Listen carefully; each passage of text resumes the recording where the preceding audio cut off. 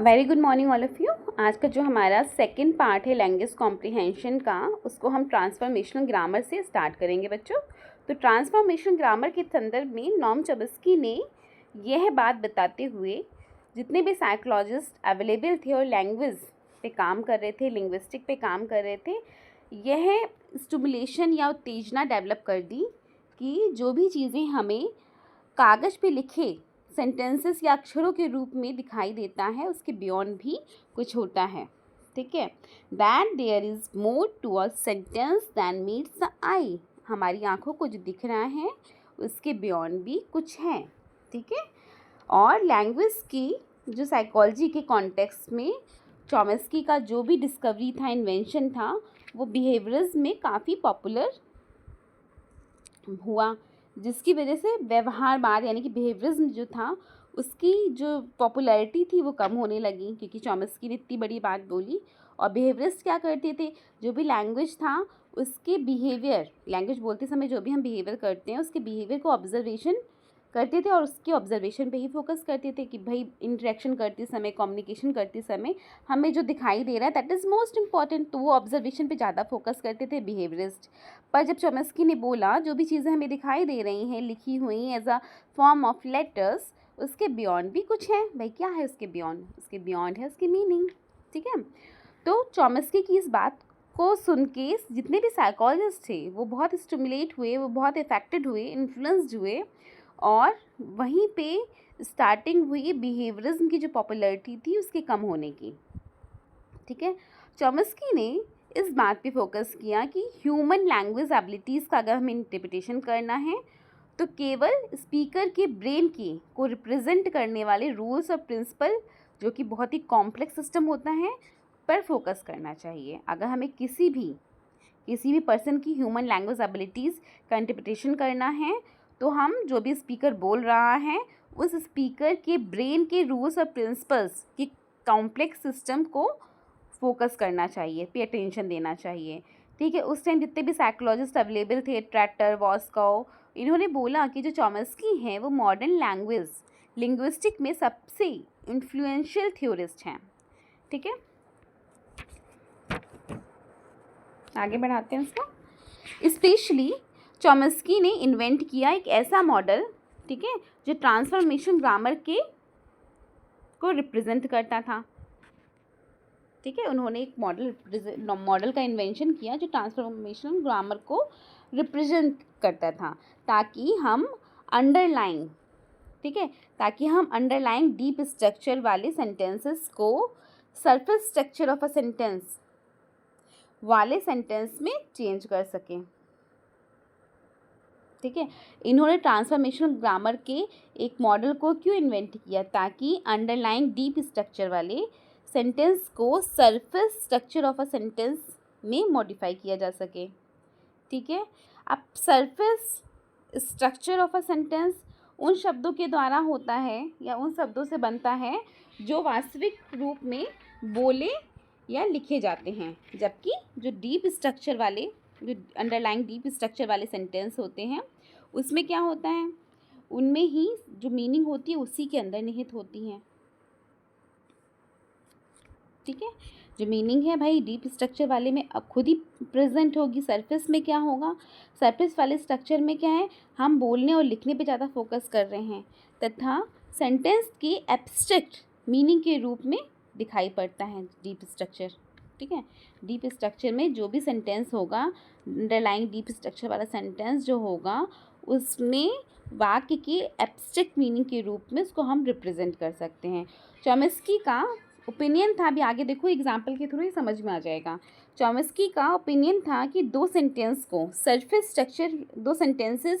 के surface structure में कैसे डिफरेंसेस पाए जाते हैं, परंतु उनके जो deep underlying deep structure of the meaning है वो सिमिलर हो सकती है। जैसे सारा थ्रू द बॉल, ठीक है, सारा थ्रू द बॉल, देखो एग्जाम्पल इसके थ्रू ज़्यादा समझ में आएगा यहाँ, क्योंकि यहाँ पे हम क्या कह रहे हैं कि चॉम्स्की ने ट्रांसफॉर्मेशनल ग्रामर के मॉडल को प्रेजेंट किया या इन्वेंट किया। उसमें दो तरह की बातें बताई उन्होंने, अंडरलाइंग डीप स्ट्रक्चर की, दूसरा बताया surface structure of a sentence की।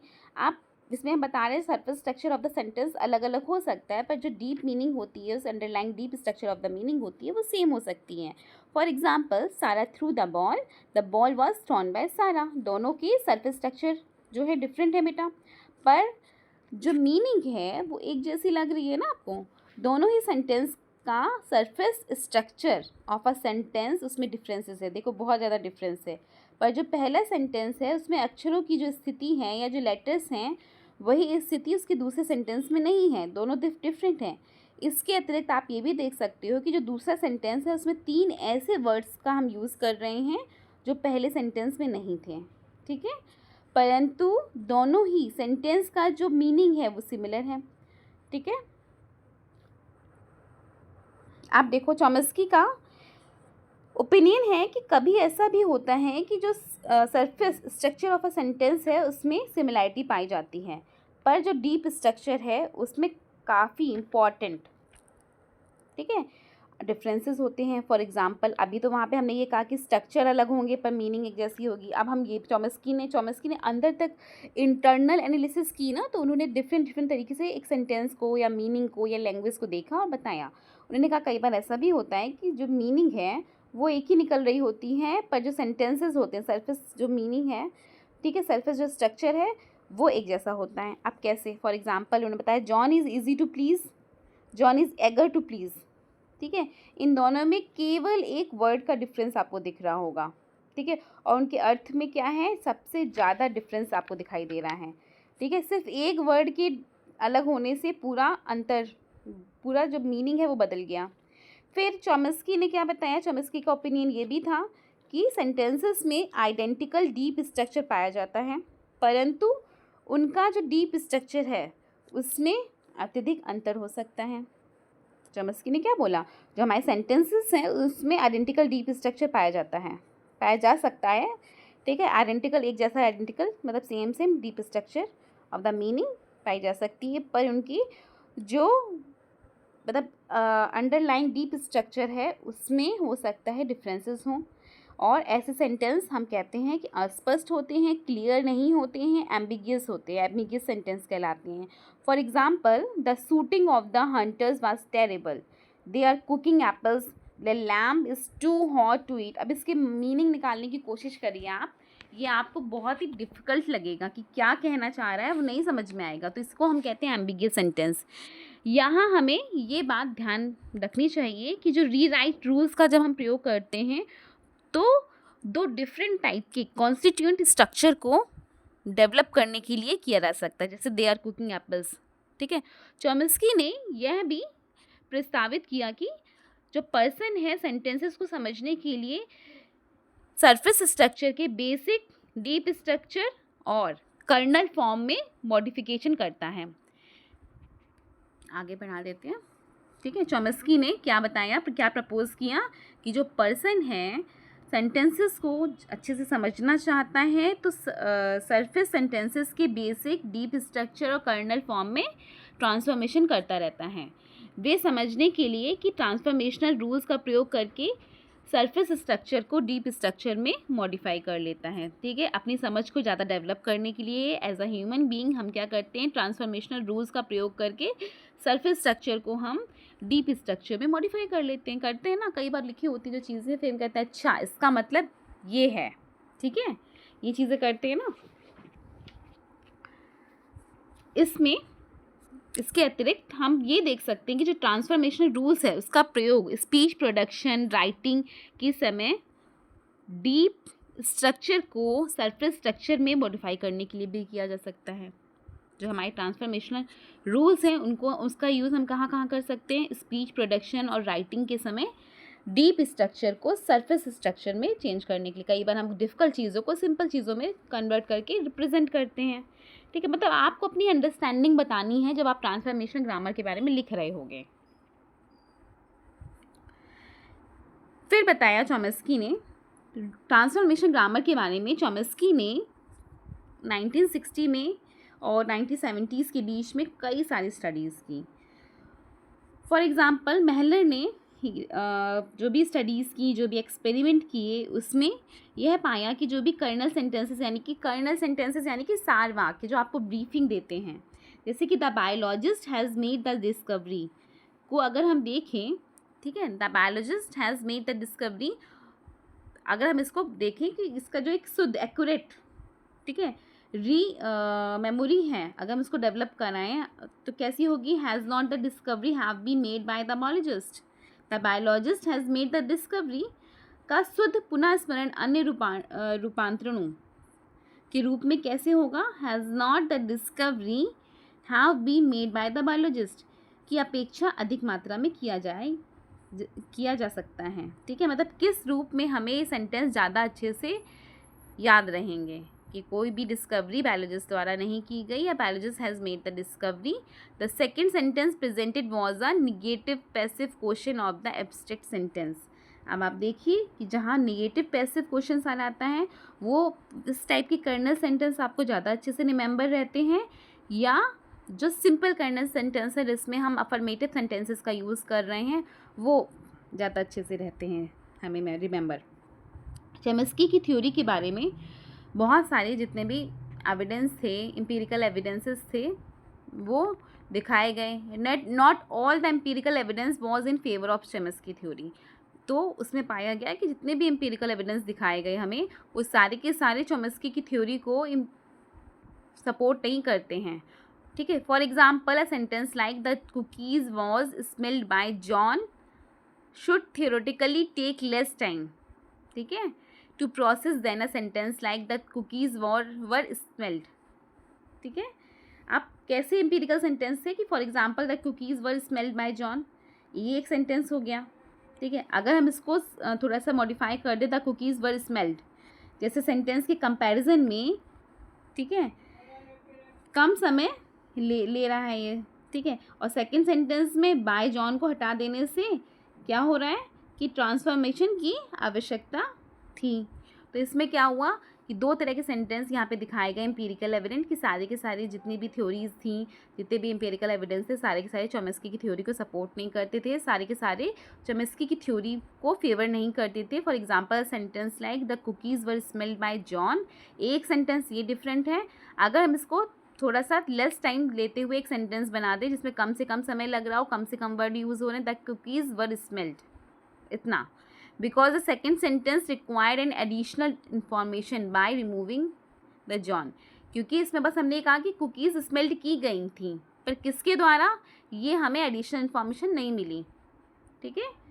तो अब इसमें क्या है, स्लोबिन ने अपने प्रयोगों के आधार पे यह दिखाया कि जांचने के लिए सेकंड सेंटेंस ने अपेक्षाकृत कम समय लिया, ठीक है भाई, जिसमें हमें ये पता है कि बस कुकीज़ स्मेल की गई, तो हमें ये नहीं देखना कि किसके द्वारा स्मेल की गई। पहले सेंटेंस में तो हम ये भी कह रहे हैं ना, जॉन ने स्मेल की, तो हमें समय अधिक लग रहा है, पर सेकंड सेंटेंस में हमें किसी का नाम ही नहीं मिला, तो कम से कम समय लग रहा है।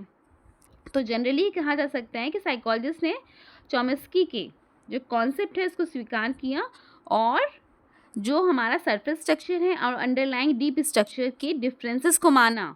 उन्होंने इस बात में अपना इंटरेस्ट कम से कम दिखाया कि नंबर ऑफ ट्रांसफॉर्मेशन एवं साइकोलॉजिकल कॉम्प्लेक्सिटीज़ में क्लोज कॉरेस्पॉन्डेंस पाया जाता है, ठीक है। वो मान गए इस बात को कि नंबर ऑफ ट्रांसफॉर्मेशन और साइकोलॉजिकल कॉम्प्लेक्सिटीज़ में कम से कम कॉरेस्पॉन्डेंस है, ठीक है।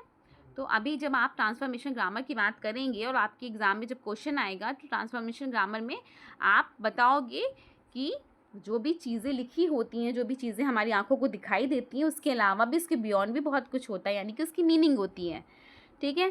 फिर बताओगे कि जो भी पर्सन है, अगर हमें उसके थिंकिंग पैटर्न को जानना है, उसके लैंग्वेज कॉम्प्रीहेंशन को जानना है, तो ह्यूमन लैंग्वेज कैपेबिलिटीज़ को इंटरप्रेट करने के लिए स्पीकर के रूल्स और प्रिंसिपल्स कि डिफ़िकल्ट सिस्टम को जानना ज़रूरी है, क्योंकि भाई हर इंसान का जो रूल्स और प्रिंसिपल्स है, डिफ़िकल्ट सिस्टम है, वो डिफरेंट होगा, ठीक है। फिर आप सरफेस स्ट्रक्चर की बात करोगे और अंडरलाइंग स्ट्रक्चर की बात कर दोगे कि सरफेस स्ट्रक्चर, अंडरलाइंग स्ट्रक्चर दोनों ही डिफरेंट होते हैं। कई बार होता है सेंटेंसेस एक जैसे दिख रहे हैं हमें, सेंटेंसेस सेम होंगे पर मीनिंग अलग होगी। कई बार सेंटेंसेस अलग अलग दिख रहे हैं और मीनिंग सेम होगी। ठीक है। तो इस तरीके से अलग अलग तरीके से कई बार होगा कि डिफ़िकल्ट तरीके के सेंटेंसेस दिए अनक्लियर हैं तो उसे एम्बिगुअस सेंटेंस कहा जाएगा। कई बार इस तरह की चीज़ें होंगी कि जो भी सेंटेंसेस हैं हमारे सरफेस स्ट्रक्चर में, उसमें बेसिक, डीप स्ट्रक्चर और कर्नल सेंटेंसेस पाए जा रहे होंगे, तो उसमें इस तरह के एग्जाम्पल रिप्रेजेंट कर सकते हो। तो उन्होंने जितने भी डिस्कवरी की उनके बेसिस पे लिखा गया है बेटा, तो कॉग्निटिव पे ज़्यादा बेस्ड है, तो थोड़े से आपको सेंटेंसेस को याद रखना पड़ेगा लिखते समय, और फिर आप बताओगे कि नंबर ऑफ ट्रांसफॉर्मेशन और साइकोलॉजिकल कॉम्प्लेक्सिटीज़ में किसी भी तरीके का क्लोज और कॉरेस्पॉन्डेंस पाया जाता है। इस बात में कम से कम अपना इंटरेस्ट दिखाया इन लोगों ने, ठीक है। यहाँ पे मैंने लिख भी रखा है, उसको अच्छे से देख भी लो। Correspondence between the number of transformation psychological complexities given less interest by psychologist, ठीक है। अब हम बात करते हैं factors affecting language comprehension. Transformation grammar की एरिया में कई सारी डिस्कवरीज हुई, कई सारे इन्वेस्टिगेशंस हुए। इसमें साइकोलॉजिस्ट को उन फैक्टर्स की स्टडी के लिए मोटिवेट किया गया कि जिनके इफ़ेक्ट से अंडरस्टैंडिंग ऑफ सेंटेंसेस जो होता है इन्फ्लुएंस हो जाता है, ठीक है। अब उनसे कहा गया कि भाई ऐसे कौन से सेंटेंसेस हैं, किन सेंटेंसेस की वजह से या किन फैक्टर की वजह से जो हमारे सेंटेंसेस हैं या जो हमारे सेंटेंसेस की अंडरस्टैंडिंग है वो इफेक्टेड हो रही है, उनको आइडेंटिफाई करो। तो इस टॉपिक में अब हम ये देखेंगे कि कहाँ कहाँ लैंग्वेज कॉम्प्रिहेंशन में डिफ़िकल्टी पाई जाती हैं। जब सेंटेंस में हम नो का या no, not, not at all का यूज़ करते हैं, अथवा एक्टिव वॉइस का यूज़ करते हैं, पैसिव वॉइस का यूज़ करते हैं, और इन सब का यूज़ करने से कब हमारे जो सेंटेंसेस हैं वे एम्बिगियस हो रही हैं, कब कॉम्प्लेक्सिटीज़ डिफ़िकल्ट हो रही हैं, इन फैक्टर्स को हम देखेंगे। जैसे पहला फैक्टर है निगेटिव्स, है ना, निगेटिव्स का यूज़ करना। तो इसमें टेलर एंड टेलर, अगर आपको साइकोलॉजिस्ट के या थ्योरिस्ट के नाम याद नहीं होते तो कोई बात नहीं, कोई दिक्कत नहीं है। आप सिर्फ ये बताना कि साइकोलॉजिस्ट ने अपनी स्टडीज़ में, अपने इन्वेस्टिगेशंस के बेस पे यह कंक्लूज़न पाया कि जब ऐसे सेंटेंसेस को प्रेजेंट करते हैं जिसमें कई सारे नेगेटिव्स होते हैं तो सेंटेंस को समझने में काफ़ी डिफ़िकल्टी होती हैं। और जिन सेंटेंस में ना, नहीं, ठीक है, इम्प्लाइड नेगेटिव्स होते हैं, उनकी मॉडिफिकेशन में अफर्मेटिव सेंटेंसेस की अपेक्षा अधिक समय लगता है। भाई जहाँ पे हम ना, नहीं, नॉट पहले कहते हैं ना, निगेटिव बातें करो तो चीज़ें जो होती हैं बहुत इफ़ेक्ट करती हैं निगेटिव तरीके से, वही चीज़ है जब सेंटेंसेस में ना, नहीं, नॉट, इन सब तरीके का यूज़ होता है तो हमें समय ज़्यादा लग जाता है। फिर इसमें जो साइकोलॉजिस्ट हैं उन्होंने ये भी आउटकम उनको मिला या ये भी कंक्लूज़न तक पहुँचे वो कि जितने भी हमारे जो रिस्पॉन्स देने रिस्पोंडेंट्स थे, उन्होंने उस समय ज़्यादा से ज़्यादा समय और अधिक इंटेंसिटी से रिस्पॉन्स प्रकट किया जब अफर्मेटिव सेंटेंसेस को प्रेजेंट किया गया था, पर जब सेंटेंस निगेटिव थे तो उसमें एरर ज़्यादा हुई, ठीक है। तो आप इसमें अफर्मेटिव और पैसिव के टर्म में सब चीज़ें बता दोगे, इसको मैंने लिख ही दिया है। आप यदि सेंटेंस में एक निगेटिव होने पर उसे समझने में अगर हमें डिफ़िकल्टी हो रही है तो 2 या 3 अगर निगेटिव्स डाल दिए जाएं तो क्या होगा। जैसे फॉर एग्जांपल क्या लिखा है, few people strongly deny negative that the world is not flat. अब देखो जब एक निगेटिव डालने से में इतनी डिफ़िकल्टी हो रही है तो 2 या 3 डाल देंगे तो कैसा होगा। तो यहाँ पे आप 3 से 4 निगेटिव सेंटेंस देके भी बता सकते हो। इस सेंटेंस में 3 निगेटिव्स के होने पे उसे समझना एक डिफ़िकल्ट वर्क है, ठीक है। वाक्य में जैसे जैसे निगेटिव्स की संख्या बढ़ती जाएगी हमारा जो अंडरस्टैंडिंग है वो डिफ़िकल्ट होती जाएगी। साइकोलॉजिस्ट ने पाया कि जो पर्सन होते हैं वो अफर्मेटिव सेंटेंसेस को, पॉजिटिव सेंटेंसेस को इजीली समझ लेते हैं, पर जब उसमें 4 निगेटिव्स हो जाते हैं, 4 से ज़्यादा निगेटिव्स हो जाते हैं तो बहुत ही कम लोग होते, 59% ही लोग होते हैं या 59% तक ही हम उसको समझ सकते हैं। इसका मतलब ये हुआ कि जैसे जैसे निगेटिव्स की संख्या बढ़ती जाती हैं, जो रिस्पोंडेंट होता है उसकी परफॉर्मेंस जो होती हैं वो क्या होती है, वर्स्ट होती जाएगी, ठीक है। देन बात करते हैं अब हम पैसिव वॉइस की। चॉम्स्की ने यह इंडिकेट किया कि अगर सेंटेंस में एक्टिव और पैसिव वॉइस सरफेस स्ट्रक्चर पे डिफरेंट हैं, एक मिनट बेटा, इन्होंने पॉइंट आउट किया कि अगर सेंटेंस में active and passive voice of a sentence में differ on the surface level, ठीक है, किसी भी सेंटेंस के सरफेस लेवल पे जो एक्टिव वॉइस है और जो पैसिव वॉइस है वो अगर डिफरेंट है but a deeper level there meanings में बी सिमिलर, पर डीपर लेवल पे उनकी जो मीनिंग है वो सिमिलर पाई जा रही है, तो सिमिलर पाई जा सकती है, सॉरी, ठीक है। हम क्या बता रहे हैं कि अगर एक सेंटेंस में एक्टिव वॉइस भी है, ठीक है, has pointed out that the active and passive voice of a sentence में differ on the surface level. वही वाली बात अभी जो ट्रांसफॉर्मेशन ग्रामर में पढ़ी हम लोगों ने कि सरफेस लेवल पे सेंटेंसेस एक्टिव वॉइस में और पैसिव वॉइस में डिफरेंट दिख सकते हैं, पर मीनिंग जो होती है उनकी सेम हो सकती है, ठीक है, उन्होंने ये बताया। अब उन्होंने क्या बताया कि जो एक्टिव वॉइस है वो ओरिजिनल होता है, परंतु जो पैसिव वॉइस है वो कुछ स्पेसिफिक, कुछ और एक्स्ट्रा वर्ड्स को लेकर बना होता है, ठीक है। अब पैसिव वॉइस में कुछ ऐसे इनएप्रोप्रिएट साउंड्स होते हैं, कुछ ऐसे वर्ब्स का हम यूज़ करते हैं जो सेंसिबल नहीं होते, ठीक है, जैसे स्लीप, रिजेंबल, बी, कॉस्ट जैसे वर्ब्स जो हैं जिनके लिए हम अगर कर्मवाची या जिसको कहते हैं पैसिव बनाएंगे तो वो हमारे लिए अंडरस्टैंडिंग ज़्यादा डेवलप नहीं कर पाएंगे, ठीक है। तो भाई एक्स्ट्रा वर्ड जब अगर जोड़ दिए जाएँ, आपको मैं जो काम दूँ एक सिंपल तरीके से दूँ और एक डिफ़िकल्ट तरीके से दूँ, तो आप सिंपल तरीके से काम को करना पसंद करोगे। तो वही चीज़ इसमें बताई गई है। चॉम्स्की ने बताया कि कई बार सेंटेंसेस एक्टिव वॉइस में होते हैं और पैसिव वॉइस में भी होते हैं, तो सरफेस स्ट्रक्चर दोनों का डिफरेंट होता है, पर डीप स्ट्रक्चर पे मीनिंग एक होती है। The active voice is more basic. Active voice क्या है, बहुत बेसिक सेंटेंस होते हैं, but the passive voice require some additional words. Passive voice में कुछ एडिशनल वर्ड्स का हम यूज़ करते हैं। Some passive voice forms sound.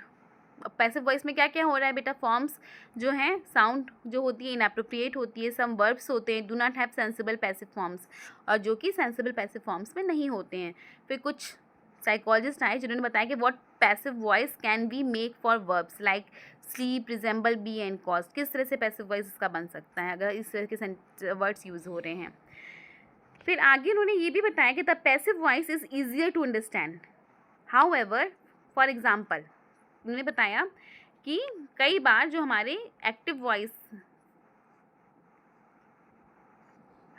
यहाँ पे पैसिव वॉइस नहीं होना चाहिए, एक्टिव वॉइस होना चाहिए बेटा। Active voice is easier to understand. However, for example, Hornby ने अपनी सब्जेक्ट्स पे कुछ स्टडीज़ की और क्या बोला कि asked his subject to decide whether the picture accurately represented the sentence, ठीक है, क्या यह जो पिक्चर है एक्यूरेटली सेंटेंस को रिप्रेजेंट करती है। तो सब्जेक्ट्स ने उस समय क्विकली रिस्पॉन्स दिया कि कब रिस्पॉन्स क्विकली दिया, जब वो सेंटेंस एक्टिव वॉइस में था, the girl is petting the cat, ना कि उस समय रिस्पॉन्स तेजी से दिया जब पैसिव वॉइस में था, जब for example the cat is being petted by the girl, ठीक है। तो कुल मिला के बार बार ये क्या कहा जा रहा है कि जब भी एक्टिव वॉइस में हम बात करते हैं, एक्टिव वॉइस में हम चीज़ों को प्रेजेंट करते हैं, एक्टिव वॉइस में हम चीज़ों को एक्सप्रेस कर रहे होते हैं, तो जो हमारी अंडरस्टैंडिंग होती हैं मोर रिमेम्बेबल होती हैं, मोर स्ट्रॉन्ग होती हैं, ज़्यादा क्लियर होती हैं, कंसाइज होती हैं, ब्रीफ होती हैं कंपैरेटिवली पैसिव वॉइस के। तो passive voice is one of the main factor to create mess in language comprehension during transformational grammar. Next factor क्या है जो एक क्योस डेवलप कर सकता है, एम्बिगिटी यानी कि अस्पष्टता यानी कि अनक्लैरिटी। मैटलिन ने एम्बिगिटी 3 तरह के सरफेस स्ट्रक्चर के फॉर्म में बताई। Matlin has 3 types of ambiguity, surface structure ambiguity, lexical ambiguity and deep structure ambiguity. 3 type की बताई। The first type of ambiguity is lexical ambiguity in which a word has 2 meanings. कई बार आप देखते हो एक वर्ड है उसकी 2 तरह की मीनिंग्स दिख रही हैं आपको। For example, time flies like an arrow, ठीक है, but fruits flies like a banana, है ना। तो इसमें क्या है, ये इसको हम बात कर रहे हैं the first type of ambiguity is lexical ambiguity, जिसमें हमें एक वर्ड के 2 मीनिंग दिखाई दे रहे हैं। Time flies like an arrow, ठीक है, but fruit flies like a banana, ठीक है। यह है एक चौंकाने वाला ये सरप्राइजिंग सेंटेंस है because the meaning of the word flies is ambiguous. In surface structure ambiguity word are group in more than one way. ठीक है, वर्ड्स जो होते हैं, हम जो भी वर्ड्स ग्रुप्ड होते हैं एक से अधिक प्रकार में ग्रुप हो जाते हैं. जैसे for example, the only ones who volunteered are a few incompetent people like John and you. ठीक है, the only ones who volunteered are a few incompetent people like John and you. यह sentence थोड़ा सा ambiguous है क्योंकि sentence का जो अंतिम भाग है, अंतिम पार्ट है, वो ग्रुप्ड है, अनेक तरीके से ग्रुप्ड हो सकता है. ठीक है, फॉर एग्जाम्पल कैसे ग्रुप्ड हो सकता है? Incompetent people like John and you, incompetent people like John oblique and you, या oblique incompetent people like John and you. ठीक है, तो मतलब एक ही सेंटेंस से जब कई तरह के ग्रुप्ड ऑफ सेंटेंसेस निकल रहे हैं. तीसरे टाइप का एम्बिगिटी क्या है? Is called deep structure ambiguity, in which the essential logical relations between phrases can be interpreted in two ways. जब दो तरीके से हम इंटरप्रेट कर सकते हैं फ्रेजेस को. ठीक है, कैसे? जैसे कि senator found drunk on capital steps. जब सरफेस स्ट्रक्चर में दो डीप स्ट्रक्चर का यूज़ हो रहा है तो अपने आप ही क्या होगा? सेंटेंस एम्बिगियस हो जाएगा बेटा. तो जितनी भी स्टडीज़ हुई, ठीक है, उन्होंने ये प्रेजेंट किया या दिखाया कि जो एम्बिगियस सेंटेंस है उसको समझना अपने आप में एक बहुत ही डिफ़िकल्ट टास्क है. समझ में आया बेटा? इसको ब्रीफली ऐसे समझना कि ट्रांसफॉर्मेशन ग्रामर आपको बतानी है. ट्रांसफॉर्मेशन ग्रामर में आप नॉर्मन चॉम्स्की ने क्या किया, उनका क्या मेन डिस्कवरी थी, क्या इन्वेंशन था, किस तरह से उन्होंने सरफेस स्ट्रक्चर और डीप स्ट्रक्चर के बारे में बताया, और डिफरेंट टाइप से सरफेस स्ट्रक्चर डीप स्ट्रक्चर के सेंटेंसेस को प्रेजेंट करते हुए बता देना. नॉट वर्ड यूज़ हो रहा है तो क्या होगा, नहीं यूज़ हो रहा है तो क्या होगा, किस तरह से अंडरस्टैंडिंग डेवलप होगी, छोटे छोटे सेंटेंसेस में आपको बताना है. इसके बाद फैक्टर्स कौन कौन से हैं जो इफ़ेक्ट कर रहे हैं हमारी लैंग्वेज कॉम्प्रिहेंशन को? नेगेटिव्स हैं आपके. नेगेटिव्स के बाद पैसिव वॉइस है और एम्बिगिटी है. 3 तरह की एम्बिगिटी है. ये सब आपको बताना है और अच्छे से कॉम्प्रिहेंड करके माइंड में रखना. जिस तरह से मैं क्लास में एक मास्टर चार्ट बनवाती हूँ, उस मास्टर चार्ट्स को ज़रूर लगा लेना अपने पेजेस पे. फिर ये चीज़ें अच्छे से रिमेंबर रहेंगी. ज़रूरी नहीं है वर्ड टू वर्ड आप वही चीज़ें लिखें जो मैं बता रही हूँ, लेकिन हाँ, आपको कॉन्सेप्ट याद रहेंगे, उसका एक मीनिंग पता रहेगा तो आप लिख पाओगे. थैंक यू सो मच बच्चों.